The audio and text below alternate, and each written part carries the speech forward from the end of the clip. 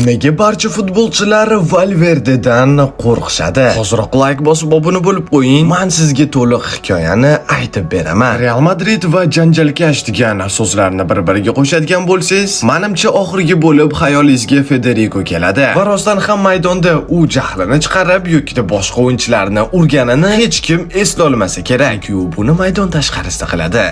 Nima 2022-yilda Urugvaylikning rafiqasi 2 xat bo'lgan va ma'lumotlarga ko'ra uni o'g'li tug'ilmasligi ham mumkin edi. Va shu haqida Villarrealning o'yinchisi Alex Bayena ham eshitgan ekan. Realga qarshi o'yinda esa Valverdeni jahlini chiqarish uchun